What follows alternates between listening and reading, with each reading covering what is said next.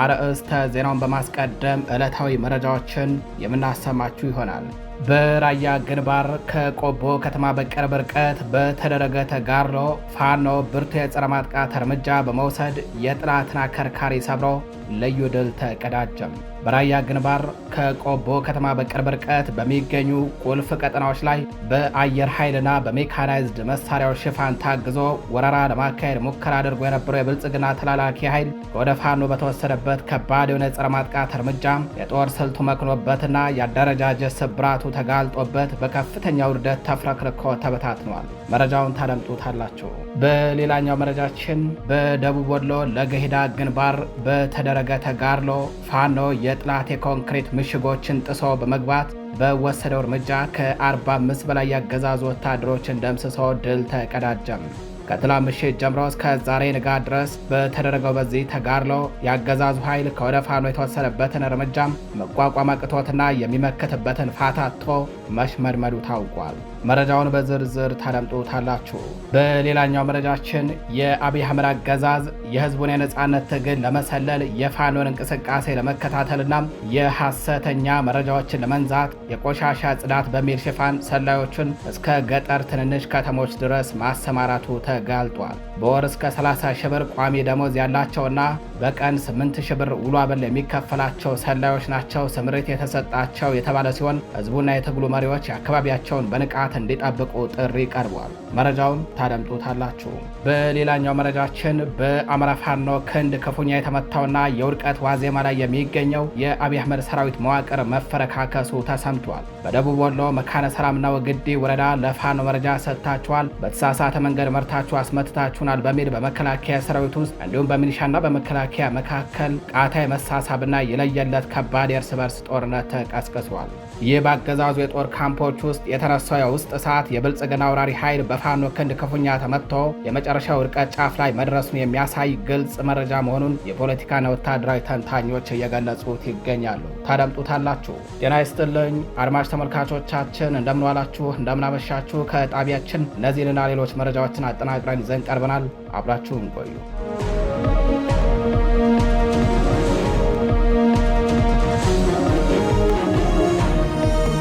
ወደ ቀዳሚው መረጃችን እናልፋለን። በራያ ግንባር ከቆቦ ከተማ በቅርብ ርቀት በተደረገ ተጋድሎ ፋኖ ብርቱ የጸረ ማጥቃት እርምጃ በመውሰድ የጠላትን አከርካሪ ሰብሮ ልዩ ድል ተቀዳጀም። በአማራ ፋኖ ብሔራዊ ንቅናቄ ምኒልክ ዕዝ 102ኛ ኮር 12ኛ ክፍለ ጦር አርበኞች በወሰዱት የመከላከልና የመልሶ ማጥቃት እርምጃም የጠላት ኃይልን ድባቅ በመምታት አንጸባራቂ ድል ተቀዳጅተዋል።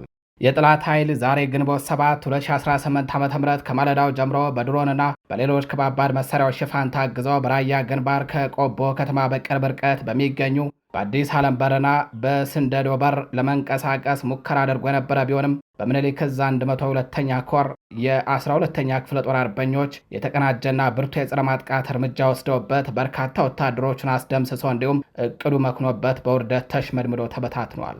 የቀድሞ የዞብላምባ የአሁኑ የ12ኛ ክፍለ ጦር ግስላ ጀግኖች በተለያዩ አቅጣጫዎች ተንቀሳቅሶ የነበረውን የአብይ አህመድ አገዛዝ ወታደርን ቀጠናቸው ድረስ ዘልቆ እንዲገባ በማድረግና ዙሪያ ገባውን በመክበብ ከባድ የጸረ ማጥቃትና የመልሶ ማጥቃት እርምጃ ወስደውበታል። አርበኞቹ ቀድመው ቁልፍና ገዢ ቦታዎችን በመያዝ በሞርተርና በዲሽቃ እንዲሁም በመትረየስና በስናይፐር የጠላት ኃይልን አይቀጡ ቅጣት በመቅጣት ከባድ እርምጃ ወስደውበት ሰብአዊና ቁሳዊ ኪሳራ አከናንበውታል። ስግብግቡ በውር ድንበር የሚመራውና ስሌት የሌለው የብልጽግና አውራሪ ኃይል ባቀደውና ባለመው ልክ ሳይሳካለት ሙትና ቁስለኛውን ሳያነሳ ያዝረከረከ ሸሽቷል። በ102ኛ ኮር የ12ኛ ክፍለ ጦር አርበኞች የጦር ሰፈራቸውን ሳያስደፍሩ ዛሬም እንደ ትላንቱ ክብራቸውን በማስጠበቅ የኃይል የበላይነት ወስደዋል። አርበኞቹ በአውደ ውጊያው ቀጠናቸውን ከማስከበር አልፈው ተጨማሪ የጠላት ይዞታዎችንና የጠላት ጦር መሳሪያዎችን በቁጥጥራቸው ስር አስገብተዋል። የጠላት ኃይል የ12ኛ ክፍለ ጦር አርበኞችን ክንድ ባለመቋቋሙ ከባድ ኪሳራ የደረሰበት ሲሆን ቁስለኛውና አስከሬኑን ለማንሳት የአየር ኃይል ቢጠቀምም አሁንም በድጋሚ እቅዱ መክኖበታል። በመጨረሻም የነውረኛ የብልጽግና አገዛዝ ቆቦ ከተማ ሆርማት ካምፕ ላይ ባጠመደው ከባድ መሳሪያ ባስወነጨፈው መድፍ ከዋጃ ከተማ በቅርብ ርቀት ዋልካ መንደር ላይ 2 ንጹሃንን መግደሉ ታውቋል። በተጨማሪም 6 የቀንድ ከብቶችን በአሰቃቂ ሁኔታ ገድሏል። በተመሳሳይ በዚያው በራያ ግንባር ትናንት ግንቦት 6 2018 ዓ.ም ንጋት ጀምሮ እስከ እኩለ ቀን በቃሊም፣ በሮቢት፣ በአሚድ መድኃኔዓለም፣ በበቅሎ ማነቂያ፣ በላኪኬና በለጋይ ሶራ በኩል በ6 አቅጣጫዎች በድሮንና በከባባድ መሳሪያዎች ታግዞ ከፍተኛ ወረራ ከፍቶ የነበረው የጠላት ኃይል በምኒልክ ዕዝ 102ኛ ኮር የ49ኛ ክፍለ ጦር አናብስቶች በወሰዱበት ብርቱ የመልሶ ማጥቃት እርምጃ ተፍረክርኮና ተሽመድምዶ በትንትኑ መውጣቱን በዕለቱ መዘገባችን አይዘነጋም። በተለይ ትናንትና ከሰዓት በኋላ እስከ ምሽት በቃሊምና በአስገዳይ አቅጣጫ በኩል ጥሶ ለመውጣት በሞከረው የጠላት ኃይል ላይ የክፍለ ጦሩ 5ኛ ሬጅመንት ጀግኖች ከባድ የሆነ በቦምብ የታገዘ የጨበጣ ውጊያ ከፍተውበት ብርቁስቁሱን አውጥተውታል። ዛሬም ቀጥሏል። ውጊያው በፋኖ የበላይነት እየተመራ ወገን በድል እየተንበሸበሸ ይገኛል። አድማጭ ተመልካቾቻችን ወደ ሌላኛው መረጃችን እናልፋለን። በደቡብ ወሎ ለገሂዳ ግንባር በተደረገ ብርቱ ተጋድሎ ፋኖ የጠላትን ኮንክሪት ምሽግ ጥሶ በመግባት በወሰደው እርምጃ ከ45 በላይ ወታደሮችን ደምስሶ ድል ተቀዳጅቷል። በምዕራብ ፋኖ ብሔራዊ ንቅናቄ ምኒልክ ዕዝ 105ኛ ኮር 33ኛ ክፍለ ጦር አርበኞች በለገሂዳ ወረዳ በምትገኘው ቢላላ ንዑስ ከተማ የጠላትን ኮንክሪት ምሽግ ጥሰው በመግባት አይቀጡ ቅጣት ቀጥተውታል። በ33ኛ ክፍለ ጦር ስር የሚንቀሳቀሱ ጀግኖቹ የንስርና የመብረቅ ሻለቃ አርበኞች ከትላንት ግንቦት 6 2018 ዓ.ም ምሽት ጀምሮ እስከ ዛሬ ግንቦት 7 2018 ድረስ በተናበበ የከተማ ኦፕሬሽን የፋሽስቱን አራዊት ሰራዊት ደወጋ አመድ አድርገውታል። የፋሽስቱ ብልጽግና አገዛዝ ጥምር ጦር በዞንና በወረዳ ከተሞች ኮንክሪት ምሽግ ሰርቶ የመሸገ ቢሆንም የ33ኛ ክፍለ ጦር አናብስቶች ግንባር ላይ የከፈቱትን ጥቃት ተከትሎ ቢላላ ወይንም ክሬ ገበያ በመባል የምትታወቀው ከተማ ውስጥ በመሸገው ግፈኛ ኃይል ላይ በሁለት አቅጣጫ ጥሰው በመግባት መብረቃዊ እርምጃ ወስደውበታል። በተደረገው ተጋድሎ ከ25 በላይ የብልጽግና ወታደሮች ሲገደሉ 20 ወታደሮች ደግሞ በጽኑ ቆስለዋል። በጀግኖቹ ክንድ የደረሰበትን መቅሰፍት የሆነ ምት መቋቋም ያቃተው የአብይ አህመድ ሰራዊት የያዘውን ሎጂስቲክና የጦር ቁሳቁስ በየመንገዱ እያዝረከረከ ፈርጥጧል። የአገዛዙ አመራሮች የደረሰባቸውን ውርደት ለመታደግ ከወረኢሉና ከለገሂዳ ወረዳ የተወጣጣ ተጨማሪ ኃይል ቢያስገቡም አናብስቶቹ ከባድ እርምጃ ወስደውበታል። በዚህ ላይ ከፍተኛ ውርደትና ስነልቦናዊ ስብራት የደረሰበት ያገዛዙ ሰራዊት በሽንፈቱ በመበሳጨት በማህበረሰቡ ላይ ዘግናኝ እንግልቶችን የፈጸመ ሲሆን በህዝቡ ላይ በሜካናይዝድ የታገዘ ጦርነት በመክፈት የበርካታ ንጹሃን ንብረቶች አውድሟል። አድማጭ ተመልካቾቻችን ወደ ሌላኛው መረጃችን እናልፋለን። በመካነ ሰላምና በወግዲ ግንባር በአገዛዙ መከላከያ ሚኒሻና የአማራ ተወላጅ ወታደሮች መካከል የለየለት ከባድ የእርስ በርስ ጦርነት ተቀስቅሷል። በወሎ ቤት አማራ ቀጠና የፋኖን ብርቱ ክንድ መቋቋም ያቃተውና የውድቀት ዋዜማ ላይ የሚገኘው የአብይ አህመድ አገዛዝ ሰራዊት እርስ በርሱ መተኳኮስና ቃታ መሳሳብ ጀምሯል። ለፋኖ መረጃ ሰጥታችኋል፣ በተሳሳተ መንገድ መርታችሁን አስመትታችሁናል በሚል መጠራጠር የተወለደው ይህ ቀውስ የአገዛዙን ወታደራዊ መዋቅር ወደ ለየለት መፈራረስ ወስዶታል። በወሎ ቤት አማራ ቀጠና ሰሞኑን እየተካሄደ ያለውን ተጋድሎ ተከትሎ በአገዛዙ ወታደሮችና መዋቅሮቻቸው ዘንድ ከፍተኛ ለመተማመንና ፍርሃት ነግሷል። ይህ እርስ በርስ የጎሪጥ መተያየት አሁን ላይ ወደ ከባድ የትጥቅ ግጭት ያደገ ሲሆን መከላከያ ሰራዊቱ ግልገል ፋኖ ብሎ በሚጠራቸው የሚኒሻ አባላት ላይ እንዲሁም የአማራ ተወላጅ ሰራዊቱ አባላት ላይ የጅምላ እርምጃ መውሰድ ጀምረዋል። በመካነ ሰላም ከተማ በአገዛዙ ወታደሮች መካከል እርስ በርስ መጠራጠሩ የጀመረው ከሚያዝያ ወር ማለቂያዎቹ ጀምረው ሲሆን በውጊያ ወቅት የሚኒሻ አባላት ከጀርባ በመከላከያ ተመተው መገደላቸው ፍጥጫውን ወደ ለየለት ደም መፋሰስ ቀይሮታል። ሚያዝያ 29 2018 ዓ.ም በከተማዋ ሶየ ልደታ ማርያም ኬላ ጥበቃ ላይ የነበሩ የሚኒሻ አባላት በውጊያ ወቅት ከጀርባ የተመቱ ጓዶቻችንን ደም መመለስ አለብን በሚል የመከላከያ ሰራዊት አባላትን በከበባ ካስቆሟቸው በኋላ ትጥቃቸውን በመግፈፍ በአሰቃቂ ሁኔታ እርምጃ ወስዶባቸዋል። መከላከያ ሰራዊቱም ግንቦት 1 2018 ዓ.ም ምሽት በመካነ ሰላም ከተማ መርከቧን በሴ የተባለ የሚኒሻ አባልን በመግደልና ሌሎችን በማቁሰል አጸፋዊ እርምጃ ፈጽሟል። ከገዛ ህዝባችን ጋር ተጣልተን የተላላክነው አገዛዝ እንዴት ተጠቅሞ ይጥለናል? ለምንስ የውሻ ሞት እንሞታለን? ያሉ አንዳንድ ቆራጥ የሚኒሻ አባላት መከላከያው በተሰበሰበበት ስፍራ የቦምብ ቀለበት በመንቀል ጭምር የአጥፍቶ ጠፊ እርምጃ እየወሰዱ ሲሆን ቀሪዎቹ ደግሞ ከነሙሉ ትጥቃቸው ከስምሪት ቀጠናቸው በመጥፋት ፋኖን እየተቀላቀሉ ይገኛሉ። በተመሳሳይ በደቡብ ወሎ ዞን ወግዲ ወረዳ በሚገኘው በአገዛዙ ወታደራዊ ኃይል መካከል ከባድ የእርስ በርስ ግጭት ተቀስቅሷል። ግጭቱ ሊቀሰቀስ የቻለው ለፋኖ መረጃ ሰጥታችሁ አስመትታችሁናል በሚል በከፍተኛ ወታደራዊ አመራሮች በአጃቢዎቻቸውና በሰራዊቱ ውስጥ በሚገኙ የአማራ ተወላጅ አባላት መካከል ነው። ይህንን የጦር ሜዳ ሽንፈት ተከትሎ በርካታ የአማራ ተወላጅ የሰራዊቱ አባላት በነፍሰ በላው ያገዛዙ አመራሮች ትጥቅ እንዲያወርዱ ተደርገው ታፍነው የተወሰዱበት ስፍራ አልታወቀም ተብሏል። ይህ በአገዛዙ የጦር ካምፖች ውስጥ የተነሳው የውስጥ እሳት የብልጽግና ወራሪ ኃይል በፋኖ ክንድ ክፉኛ ተመትቶ የመጨረሻዊ ውድቀት ዋዜማ ላይ መድረሱን የሚያሳይ ግልጽ ምልክት መሆኑን የፖለቲካና ወታደራዊ ተንታኞች እየገለጹ ይገኛሉ። የተከበራችሁ አድማጭ ተመልካቾቻችን መረጃዎቻችን እንደቀጠሉ ናቸው። ወደ ሌላኛው መረጃችን እናልፋለን። የቆሻሻ ጽዳት በሚል ሽፋን ሰላዮች በየገጠሩ መሰማራታቸው ተነገረም። የአብይ አህመድ አገዛዝ የህዝቡን ትግል እንቅስቃሴ ለመሰለልና መረጃዎችን ለማሰባሰብ አዲስና ረቂቅ ስልት በመንደፍ ሰላዮቹን የቆሻሻ ማጽዳት በሚል ሽፋን እስከ ገጠር ትንንሽ ከተሞች ድረስ ማሰማራቱ ታውቋል። ከውስጥ ምንጮች በተገኘ መረጃ መሰረት አገዛዙ ለእነዚህ ሰላዮች ከፍተኛ በጀት በመመደብ ላይ የሚገኝ ሲሆን ሰላዮቹ በወር 30 ሺህ ብር ቋሚ ደሞዝ የሚከፈላቸው ከመሆኑም በላይ በቀን 8 ሺህ ብር አበል ክፍያ እየተከናወነላቸው ልዩ ስልጠና ተሰጥቷቸው ወደ ስምሪት ስለመግባታቸው ተሰምቷል። እነዚህ ሰላዮች በየገጠሩ ቆሻሻ እንደሚያጸዱ ሰራተኞች በመምሰል በቡድንና በተናጠል ተሰማርተው የፋኖን እንቅስቃሴ፣ የደጋፊዎች ሁኔታና የህዝቡን የውስጥ ውይይቶች በቅርበት የመከታተል ተልዕኮ ተሰጥቷቸዋል። ከነዚህ በተጨማሪ በህዝቡ መካከል በመቀላቀል የተሳሳቱ መረጃዎችን በመንዛትና ጥርጣሬን በመፍጠር ትግሉን ለማዳከም እየሰሩ መሆኑም ተጠቁሟል። ይህ ከፍተኛ ክፍያ የሚፈጸምበት የስለላ መዋቅር አገዛዙ የህዝቡን ህይወት ለማሻሻል ሳይሆን በገንዘብ ኃይል የህዝብን የነጻነት ፍላጎትን ለመጨፍለቅ ያለውን ጽኑ ፍላጎት የሚያሳይ በመሆኑ ህዝቡና የትግሉ መሪዎች በእንደዚህ አይነት የሽፋን ስራዎች እንዳይታለሉና አካባቢያቸውን በንቃት እንዲጠብቁ ጥሪ ቀርበዋል። ወደ ሌላኛው መረጃችን እናልፋለን። በዋሽንግተን ዲሲ በአማራ ህዝብ ላይ እየተፈጸመ ያለውን የዘር ማጥፋትና የይስሙላ ምርጫን የሚቃወም ሰልፍ ተካሄደም።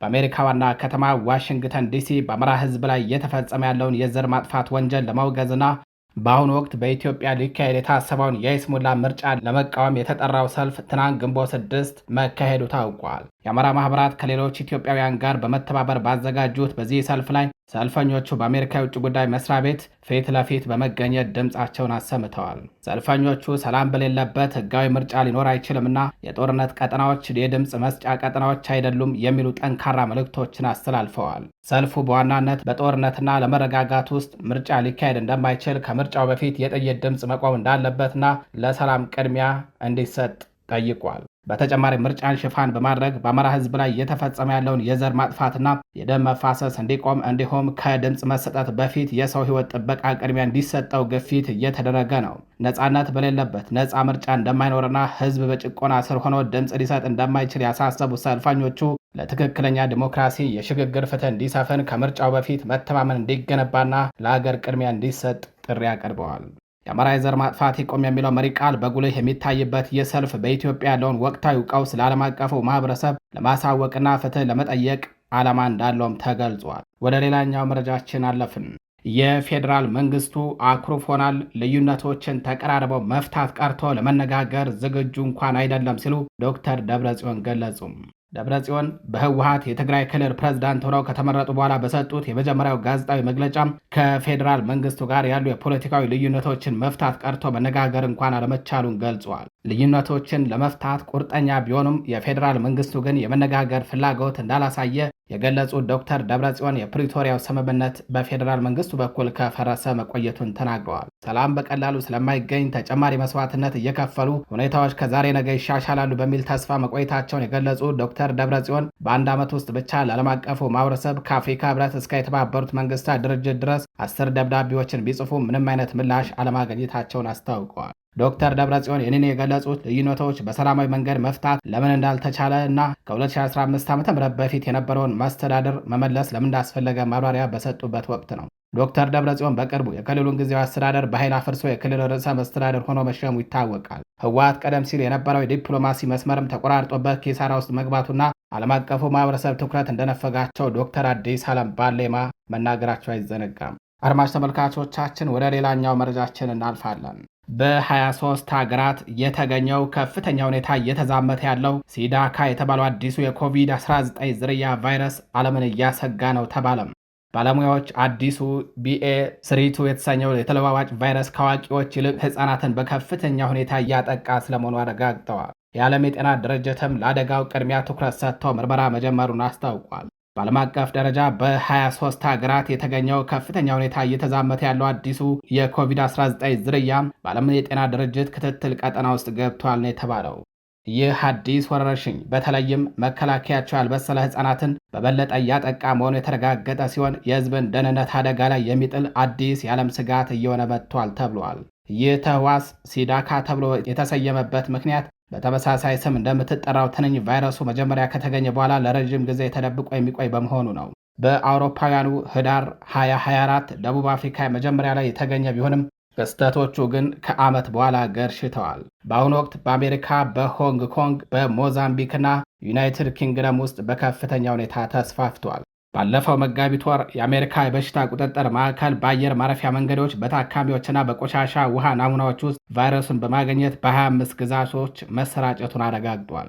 የኮቪድ ዝርያዎች ተመራማሪ ራያን ሂስነር እንዲሁም ደግሞ የኬምብሪጅ የጥናት ተቋም ተላላፊ በሽታዎች ባለሙያ ፕሮፌሰር ራምቢራ እንደጠቆሙት ሕፃናት ከአዋቂዎች በበለጠ በዚህ ዝርያ የመያዝ ዕድላቸው ከፍተኛ ነው ብለዋል። ምክንያቱም ሕፃናት የተለያዩ ቫይረሶችን አይተው ስለማያውቁ ደካማ የመከላከል አቅም ስላላቸው ነው ተብሏል። ሌሎች ተመራማሪዎች ደግሞ በሲዳካ ውስጥ ያለው በጣም ከፍተኛ የተለወጠ ፕሮቲን በልጆች ላይ ከሚከሰተው ኢንፌክሽን ጋር በቀጥታ የተያያዘ ነው ይላሉ።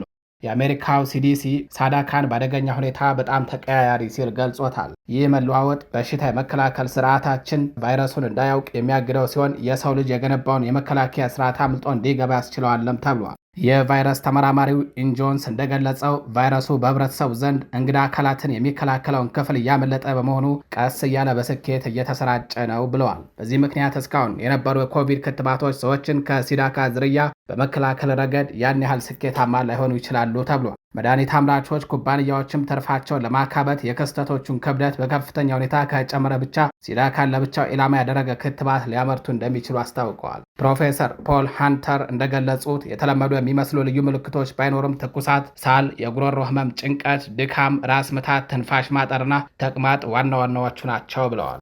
ቫይረሱ ምንም አይነት ልዩነት ሳይኖረው ተመሳሳይ የሰውነት ሴሎችን ኢላማ እያደረገ ይገኛል። የዓለም የጤና ድርጅት አነስተኛ የህብረተሰብ ጤና ስጋት እንዳለው በመግለጽ ጉዳዩን ለማቅለል ቢሞክርም ከ65 ዓመት በላይ የሆኑና ስር የሰደዱ የጤና እክሎች ያሉባቸው ሰዎች ግን በቫይረሱ ክፉኛ ሊጠቁ ይችላሉ ተብሏል። ፕሮፌሰር ጉፕታ ልጆቻችሁ የቆየ መተንፈሻ፣ የልብ ህመም ወይም በሽታ የመከላከል አቅም እጥረት ካለባቸው አስቀድሞ ጥብቅ የህክምና እርዳታና ጥንቃቄ ማግኘት አስፈላጊ ነው ሲሉ ጥሪያቸውን አስተላልፈዋል። አድማጭ ተመልካቾቻችን ወደ ሌላኛው መረጃችን እናልፋለን። ኔታንያሁ በእስራኤል ኢትዮጵያውያን ላይ የሚደርሰውን ዘረኝነትና ጥቃትን በቁርጠኝነት እንደሚታገሉ ቃል ገቡላቸው። እንደ አውሮፓውያን አቆጣጠር በ1980ዎቹ ወደ እስራኤል ለማቅናት ሲጓዙ በመንገድ ላይ ህይወታቸውን ላጡ በሺዎች የሚቆጠሩ ኢትዮጵያውያን አይሁዶች መታሰቢያ በሆነው ዓመታዊ ዝግጅት ላይ የተገኙት የእስራኤሉ ጠቅላይ ሚኒስትር ቤንያሚን ኔታንያሁ በቅርቡ የተገደሉትን ሁለት ወጣት ቤተ እስራኤላውያንን አስመልክቶ ጥብቅ መልእክት አስተላልፈዋል። ጠቅላይ ሚኒስትሩ ማህበረሰቡ ላይ እየደረሰ ያለውን ጥቃት፣ ዘረኝነትና መድሎ በቁርጠኝነት እንደሚዋጉም ቃል ገብተዋል። በኢየሩሳሌም በሚገኘው የሄርዜል ተራራ የመንግስት መካነ መቃብር በተካሄደው በዚህ ስነ ስርዓት ላይ ንግግር ያደረጉት ኔታንያሁ በሁለት ወጣት የማህበረሰብ አባላት ላይ በደረሰው አሰቃቂ ግድያ የተሰማቸውን ጥልቅ ሐዘን ለመግለጽ መቆማቸው ተነግሯል።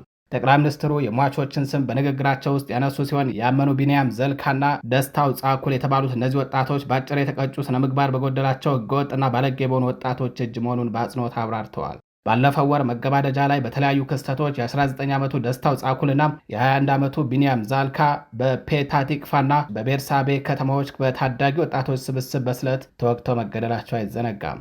ይህንን አሰቃቂ ድርጊት አስመልክተው ኔታንያሁ ሲናገሩ በእነዚህ ከተማዎች በተፈጸሙ አስጸያፊ ወንጀሎች እጅግ መደንገጣቸውን ገልጸዋል። ብርሃን የነበሩ እነዚህ ሁለት ወጣቶች ጭካኔ የተሞላበትና ከማህበረሰብ የተገለሉ ህገወጥ ወጣቶች ሰለባ መሆናቸውን አንስተዋል። አክለውም ፈጻሚዎቹ ለፍትህ መቅረብ እንዳለባቸውና መንግስታቸው የትኛውንም አይነት የዘረኝነት የመድሎና የጥቃት ድርጊት ያለ የትኛውን ማወላወል በቁርጠኝነት እንደሚታገል አረጋግጠዋል። የ21 ዓመቱ ቢንያም ዛልካ የነጻነት ቀን በዓል ላይ መገደሉን እንዲሁም በቅርቡ የተበራከቱ የመጡት መሰል የወንጀል ድርጊቶችን ተከትሎ በመቶዎች የሚቆጠሩ ቤተ እስራኤላውያን ፖሊስ የተሻለና ጥብቅ እርምጃ እንዲወስድ በመጠየቅ አደባባይ በመውጣት ተቃውሟቸውን አሰምተዋል። ይህ ሁኔታ በእስራኤል ማህበረሰብ ውስጥ ከቁጥጥር ውጭ እየሆነ የመጣውን የማህበራዊ አመፅ አሳሳቢነት በከፍተኛ ደረጃ ጉልቶ ያሳየ ክስተት ነው ተብሏል።